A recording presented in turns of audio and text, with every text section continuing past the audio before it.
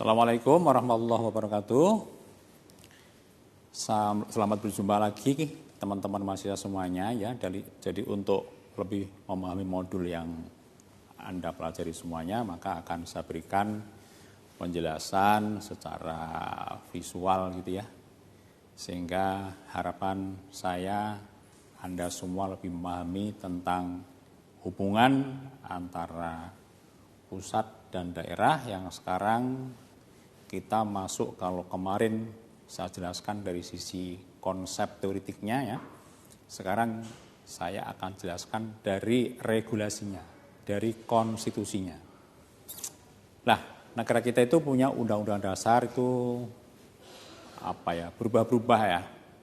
Jadi kita pernah memiliki namanya Undang-Undang Dasar 1945 yang berlaku tahun 45 sampai tahun 49, kemudian berubah menjadi namanya Konstitusi RIS. Kemudian berubah menjadi Undang-Undang Dasar sementara tahun 50, kemudian balik lagi ke Dekret Presiden tahun 45, dan terakhir kemudian ada namanya Undang-Undang Negara NRI ya. Nah, itu adalah Undang-Undang Dasar 1945 yang kemudian diadakan satu amandemen, satu perubahan pada tahun 1999 sampai tahun 2000 yang lalu pada saat reformasi. Nah, sekarang saya jelaskan jadi bagaimana ya hubungan antara pusat dan daerah itu menurut pengaturan Undang-Undang Dasar 1945. Orang mengatakan Undang-Undang Dasar asli begitulah kira-kira begitu ya.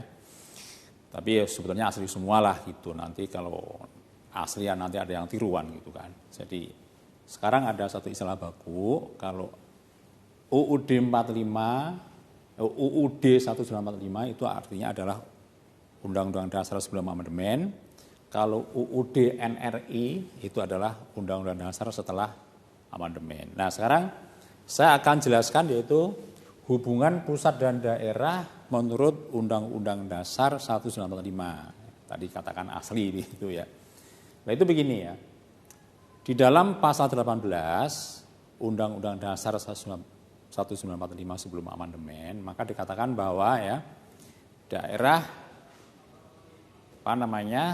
negara Republik Indonesia itu ya dibagi atas daerah besar dan daerah kecil. Ya, jadi bahasanya adalah daerah besar dan daerah kecil.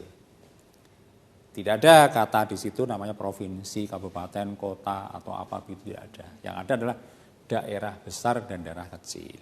Nah, jadi maka di sini saya katakan bahwa hubungan antara pemerintah pusat dan pemerintah daerah itu adalah hubungan daerah besar dan daerah kecil ya, yang sifatnya itu adalah desentralistik.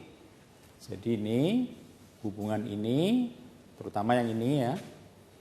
Ini adalah hubungannya bersifat desentralistik. Apa maksudnya?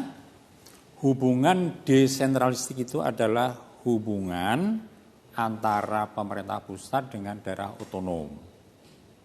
Nah, kalau kemarin saya katakan ada namanya prefektur ya, antara pemerintah pusat dengan wilayah administrasi atau prefektur. Nah, kalau itu adalah hubungan dekonsentrasi ya.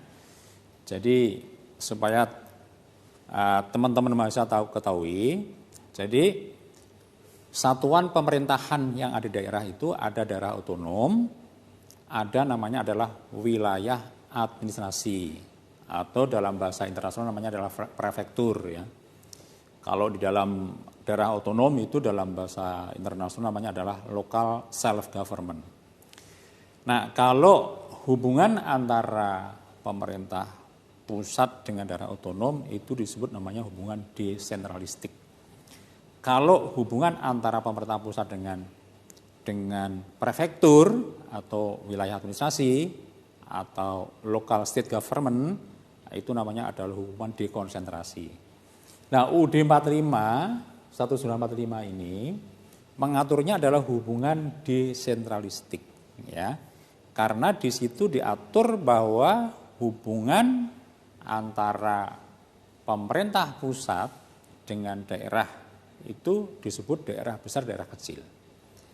Nah, kemudian sekarang kita masuk yaitu bagaimana pengaturannya di dalam Undang-Undang Dasar NRI setelah amandemen ya. Setelah amandemen sebetulnya sama, karena apa? Karena menggunakan asas otonomi dan tugas pembantuan. Nah, asas otonomi tugas pembantuan itu adalah satu asas yang digunakan untuk daerah otonom atau local self government, bukan untuk asas prefektur atau local state government. Jadi sebetulnya ya hubungan antara pusat dan daerah baik undang-undang sebelum amandemen maupun undang-undang sesudah amandemen itu sama, yaitu desentralistik. Hanya di sini dipertegas, yaitu menggunakan namanya asas otonomi dan tugas pembantuan. Ya, nah kemudian satuan pemerintahannya kalau UUD sebelum amandemen itu tidak jelas, hanya daerah besar, daerah kecil. Tetapi kalau UUD NRI ini itu sudah jelas, yaitu provinsi itu mengacu kepada daerah besar, kabupaten kota itu mengacu kepada daerah kecil. Nah, kemudian di sini ada lagi yaitu pasal 18B ayat 1 itu adalah dibuka namanya daerah istimewa dan daerah khusus. Kemudian 18B A2 itu adalah KMHA, Kesatuan Masyarakat Hukum Adat. Nah, kalau untuk daerah istimewa, daerah khusus dan KMHA ini itu asasnya tidak asas otonomi dan tugas pembantuan, tapi adalah mengakui dan menghormati ya. Jadi recognize and respect dalam bahasa internasionalnya, dalam bahasa PBB ya. Jadi untuk daerah istimewa sama daerah khusus ya, ini asas yang dipakai oleh ini adalah asas recognition and respect, yaitu mengakui dan menghormati. Nah, jadi begitulah ya teman-teman semuanya, mudah-mudahan ini lebih memahami dari apa yang sudah tertulis dalam modul kita. Demikian, Assalamualaikum warahmatullahi wabarakatuh.